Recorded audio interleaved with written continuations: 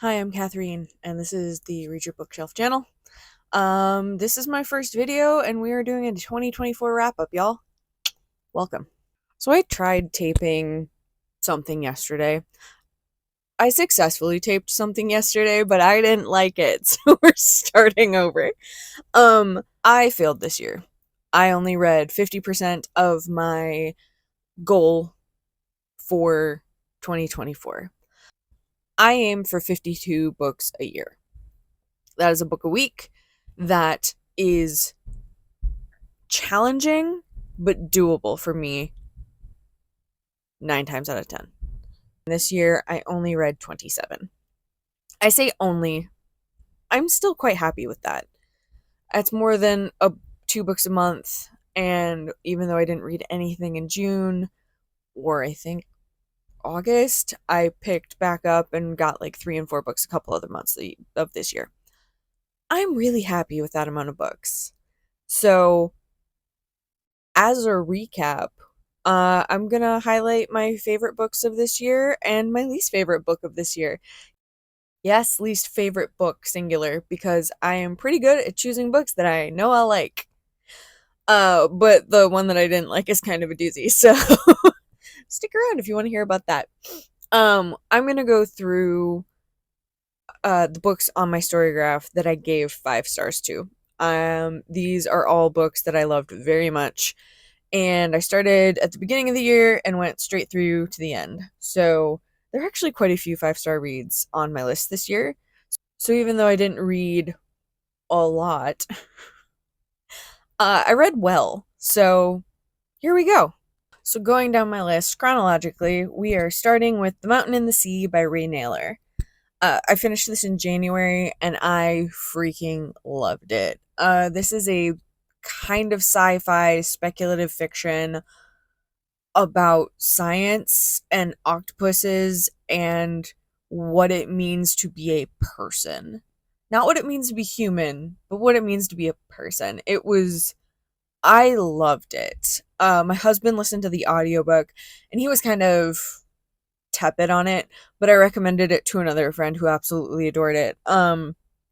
It's definitely not going to be for everyone, but it's a really, really interesting look at how we view people from our own perspective and how they view us and like who we grant personhood to. It was really good. I liked it very much. The next book that I finished in February that I gave 5 stars to. Oh, I only gave it 4, but I freaking loved it. The Dead Take the A Train by Cassandra Khaw and Richard Kadrey. I've never read anything by Richard Kadrey except for this book, but I've read a few Cassandra Khaw. I read Nothing But Blackened Teeth, which I was kind of lukewarm on, but I read The Salt Grows Heavy and absolutely adored it. And I'm also currently working my way through, I've completely forgotten the name of it, but it's the Critical Role tie-in novel. It's Laudna's story. What Doesn't Break? I think that's what it's called. Cassandra Khaw wrote that, and I just love their writing. Nothing But Blackened Teeth is an earlier work, and it kind of feels like it. I feel like Cassandra Khaw really found their footing as they went, and The Salt Grows Heavy, 5 stars. It's sitting on my bookshelf right now. Absolutely loved it. The Dead Take the A Train. I know why I gave it 4 stars.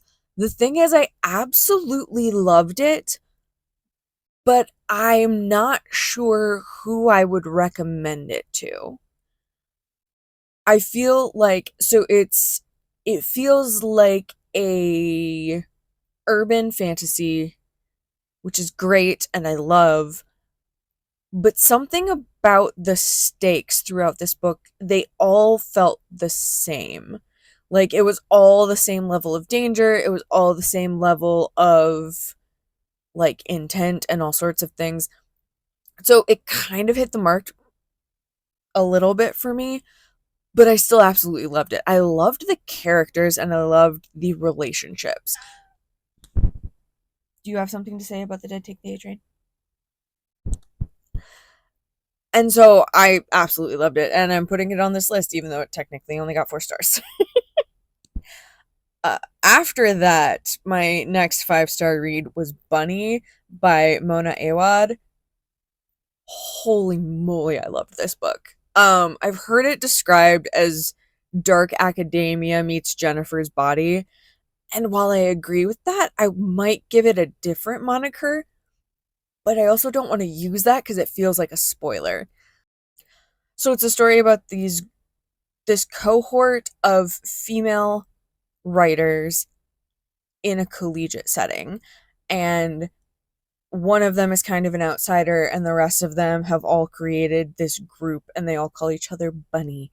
And it's such an interesting, weird view of the bullshit of literature in a good way.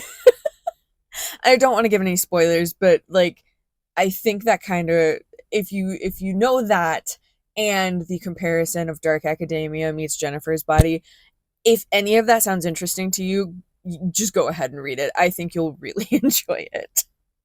Um the next 5-star after that was Bookshops and Bonedust.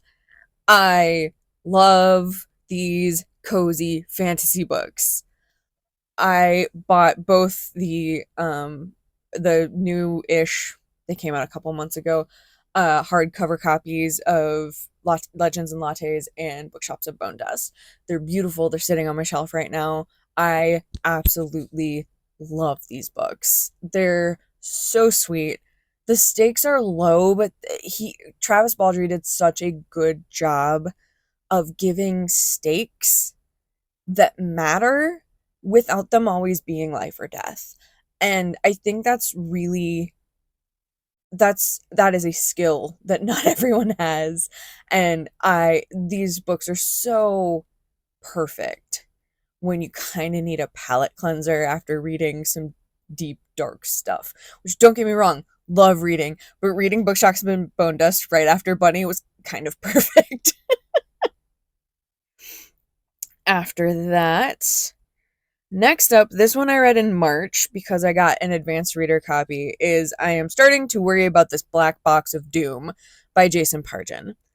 I really loved this book. I'm a huge fan of Jason Pargin. I've been reading his books since my husband introduced me to the audiobook of John Dies at the End when we first started dating in 2011.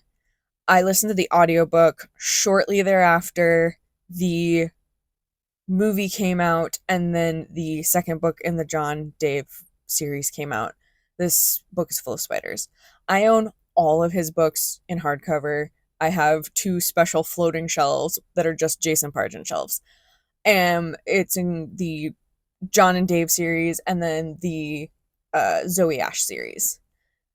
This book, I'm Starting to Worry About This Black Box of Doom, is his first standalone novel. I loved it. I've been hoping that this book would be a nice way to give people an in to his writing. And in some ways, I think it's perfect because it's not connected to anything else. And in some ways, I think it's not, because it takes place in this world.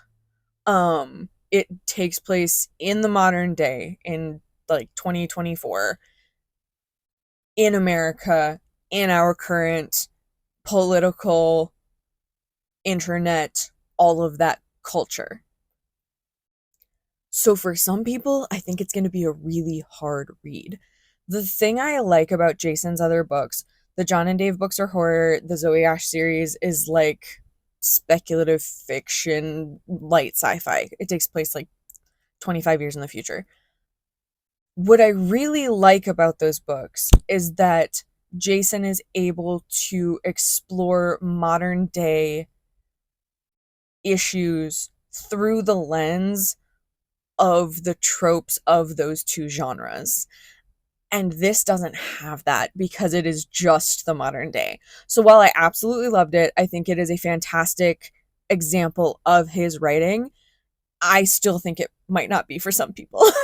which sucks because I want more people to read Jason Pargin because I want more people to talk about it with me. I love those books so much. Anyway, go read Black Box of Doom, please. Please. I would love to talk about it with you. The next one that is on this list is Nestlings by Nat Cassidy. This was another book that I absolutely loved. And again, this one's saying 4 stars, and I don't know what I knocked a point off for because I'm considering going back and giving it 5 stars. This is very much a horror story in the sort of vein of a Rosemary's Baby. And like, if you've read or seen Rosemary's Baby and you read this book, you will not be able to like miss the similarities. They're different stories, but like there's a lot going on in here. It's an apartment building in New York City. There's a child, there's a mother, but there's also the father and the neighbors, and there's a lot going on. And I really loved the way this book looks at motherhood and the isolation of it. I like how it looks at a person's place in society. I really liked all of these different individual points of view and how they all came together to tell this really creepy, interesting story. So yeah, Nat Cassidy, Nestlings. Because of this book, I bought Mary, which everybody was raving about last year. I bought that recently. So like Nat Cassidy is on my list of things to be reading. 10 out of 10. But apparently 4 out of 5. Next up was Don't Fear the Reaper by Stephen Graham Jones. This is the second book in the Indian Lake trilogy, and I love Stephen Graham Jones. I absolutely love his work.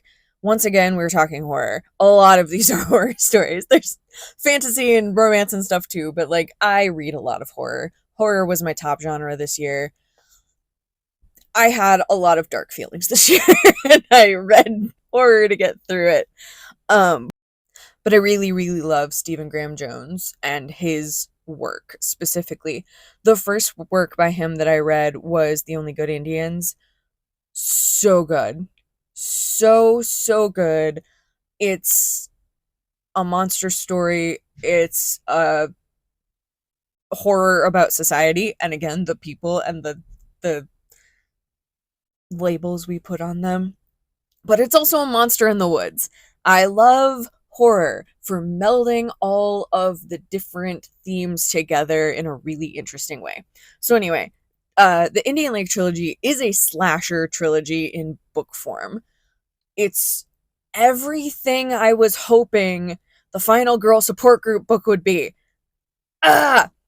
We can talk about that book at another time, but like just so you know, I read it for a book club with my sister-in-law.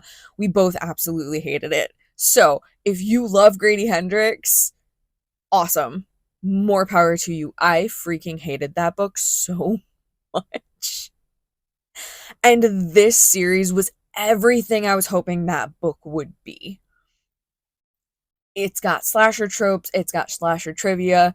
It is from the perspective of this girl in this town where just horrible shit happens to her, and she loves slasher movies. Anyway, 5 stars. Absolutely loved it. The next one I did was Never Whistle at Night, which is a dark fiction short story collection by Indigenous authors. This was so much fun. You get a bunch of short stories by really well-known Indigenous authors and some lesser-known ones. I liked almost all of them, and the ones that I didn't like were few and far between. I could go through this book and just go story by story at some point. All of this to say right now, if you like short stories, if you like dark fiction, not necessarily horror, not all of them are horror, some of them are dark fiction. I don't know that that's I don't know what that term fully entails, but like some of them are not at all horror, but they've got darker themes for sure. And I would like love to go through each and every story. I might do that at some point, just go through that book and talk about each of them. But needless to say, if you like short stories, if you like darker themes in your fiction, might I suggest giving Never Whistle at Night a try. The next one that I did is Raw Dog: The Naked Truth About Hot Dogs by Jamie Loftus. I learned about Jamie Loftus from the podcast Behind the Bastards. She was on there. I cannot remember who I first heard her talking about. But anyway, I heard her on there this past year, and she was, at the end, she did plug her book. This is a book about hot dogs, but it is also about so much more than that. It is about the history of hot dogs. It is about the history of immigrants in America. It is about uh the systems through which we get our food. It is about the hot dog eating contest on Coney Island. It is about grief and loss and pig slaughter. It is such an interesting book. I put so many notes in the margins, and no one is allowed to read them because some of the things I wrote are absolutely wild. But I fully, fully recommend this book. It's a lot of fun. And then after Raw Dog, we come to Crypt of the Moon Spider by Nathan Ballingrud. I was introduced to Nathan Ballingrud's work through Jason Pargin. If you're not following Jason Pargin, by the way, he's on TikTok, Instagram, Reels, what have you. He does a bunch of like short form content, but all of his content's really interesting, I think. But anyway, he plugged Nathan's book a couple years ago called The Strange. The Strange by Nathan Ballingrud has been described as The Martian Chronicles by Ray Bradbury meets True Grit. And that is such a solid answer. I could not come up with a better comparison. It is a Western taking place in the 1930s on future Mars. And like, I can't describe it better than that. But your POV character is a young girl. She's like 12 or 14, I can't remember. And it's so very much in line with Westerns and the speculative fiction of Ray Bradbury and cosmic horror. And I truly loved that book. It is also sitting on my bookshelves. It's so good.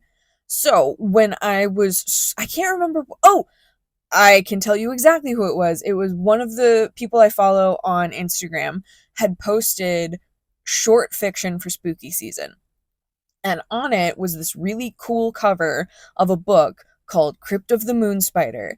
And I looked at it and I paused the video and it said Nathan Ballingrud. And I was like, I missed a book by Nathan?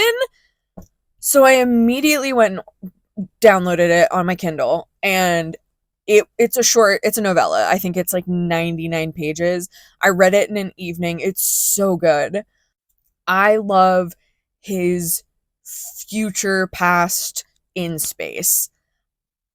In this book, a woman gets taken to an asylum on the moon to help her with her hysteria.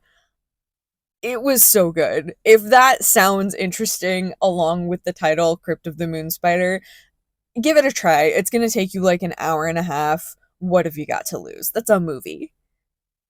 It is the first apparently in like a series of novellas. There's another one coming out I think later this year in March or April. I'll post it somewhere. But yeah, I absolutely loved it.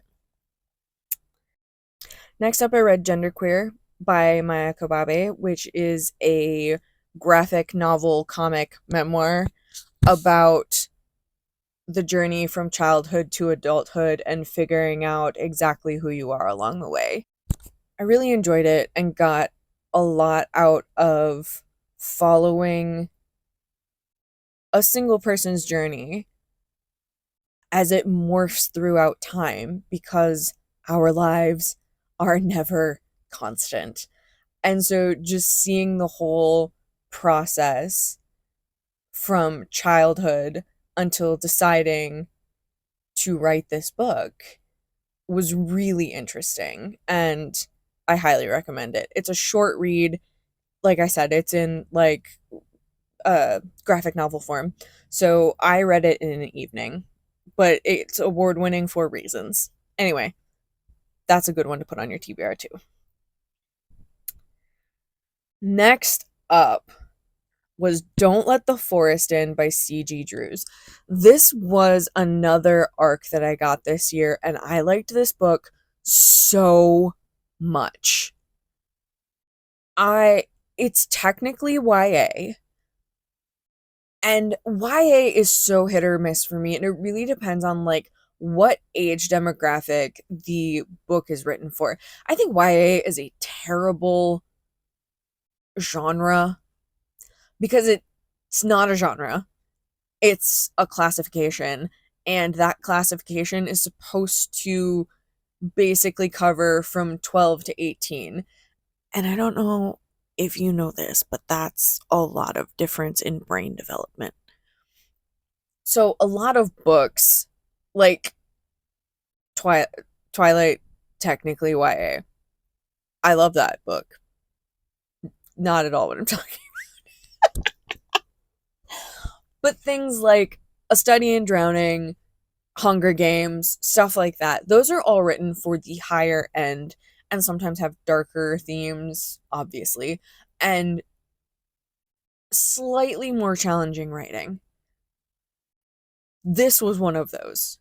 This is a horror coming of age story at a boarding prep school, and it is following this group of three friends as they figure their shit out senior year. I enjoyed it so much because I thought I knew what was going on. I read a lot of books. I've read a lot of books. I was a theater major and a lit minor, and I've analyzed a lot of stories. I thought I knew what was happening, but this book is so well written, it kept me guessing until like the 80% mark as to whether or not I was correct. And I won't tell you if I was correct, but it was so, so well done. And it kept me fully engaged the entire time. I absolutely loved it and highly recommend it. Let's see. The last 5-star book of 2024 was Play Along by Liz Tomford. I read romance. I do. I enjoy romance. I don't usually read contemporary romance, and I don't usually read contemporary sports romance. So how did this book wind up in my December reading list? My sister bought it for me for Christmas. It is the 4th book in a series by Liz Tomford. It's the Windy City series. When I tell you, I giggled like a teenager and kicked my little feet in excitement when these two got hitched. Spoilers. I absolutely freaking loved this book. The banter between the romantic couple was amazing. The banter in the friend group was fantastic. This is a baseball player. He's the male main character. She works for the team as an athletic trainer.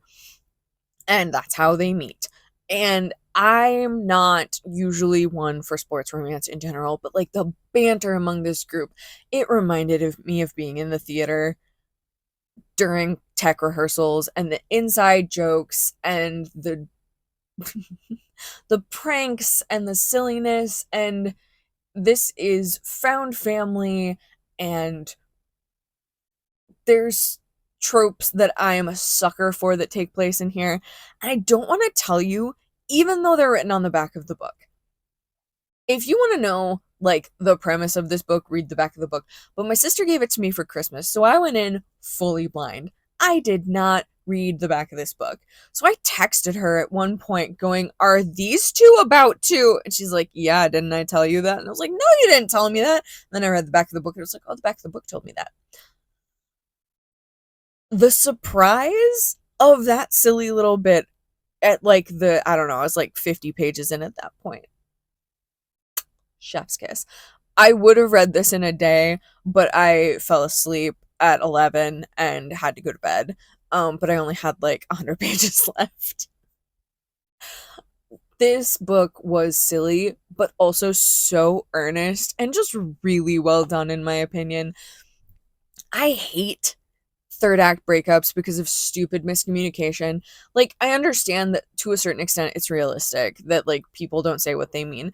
This book never fell into that. Even when these two are having a hard time communicating, and there's a little bit like when you're in their POV of them kind of missing the point with each other, but they never say things that they don't mean, or they never say things in an ambiguous way that's going to force the breakup. The ultimatum in the third act as to whether or not these two can weather the storm makes sense. And how we get from the beginning to the end was just so much fun. I loved all of it. It made me want to read the entire series. So, for what it's worth, play along. Fourth book in the Windy City series. Absolutely highly recommend. And that leaves us with my worst book of 2024. It's American Gods by Neil Gaiman. So here's the thing. I've never been a huge Neil Gaiman fan. Never. I read Sandman, the entire like comic arc, when I was in my early 20s, and I did love that. But that didn't make me a Neil Gaiman fan necessarily. There's so much going on in there. Like, I know Gaiman wrote it, but like with the art and all of the other stuff, like comics are more than the story for me. And everything in that series just freaking worked. So I loved that. And then I tried another book by him. I think it was Neverwhere. And I thought the whole second half of that book was so freaking bloated. Wasn't a fan. Couldn't tell you what happened in it, but beyond the bare basics. And so I never really read Gaiman again. I would try here or there, but I have always found that with Neil Gaiman, if he has a book that's longer than 250 pages, I'm probably not gonna like it. And that held true once again. This book is even harder to read post allegations, because every single woman in this story is sexualized, including the 13-year-old who winds up being unalived. Spoilers, I'm sorry, but this book is like almost a decade old, over a decade old. It's been out a while. The thing is, the premise, I should like this book. Old gods versus new gods, I am here for that. A war, I am here for that. But the constant sexualization of every single woman, including a lesbian and an underage child, really got to me. The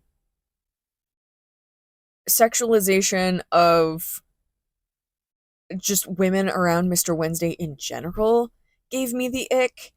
And then I was not a huge fan of how the book was structured. So, all of that to say, I did not like it. I gave it 3 stars because, again, I will go over my rubric sometime for how I rate books. I'm not stingy with stars. For a book to get 5 stars, it needs to wow me. And I will then go on to tell people why it wowed me. But, like, I gave this one 3, and I'm flirting with giving it a 2 because he writes fine, but like I think his work is bloated. I think that you could cut 250 pages from this and lose nothing. I think Shadow is boring as shit. We didn't get anything interesting. He never spent time with the new gods, so you get no indication of why they want to fight. All of the information comes through the old gods, and we all know how freaking reliable they are. So, anyway, I hated it. And that's it. If you've stuck with me this far, that was my year in review. I only read 23. I only read 27 books this year out of the 52 that I had planned, but I read some bangers. So, that was my best and worst of the year. And yeah, if you've stuck around this long, thank you so much. I really appreciate it. If you want to help out this teeny tiny baby channel, if you could put a book emoji in the comments, that'd be great. You could also like. And if you were at all interested in learning what my rubric is for rating books or what my upcoming plan for 2025 is, you could follow me too. That'd be great. Anyway, thank you so much for being here. I really appreciate you sticking around this long, and I will see you in the next video. Okay, bye!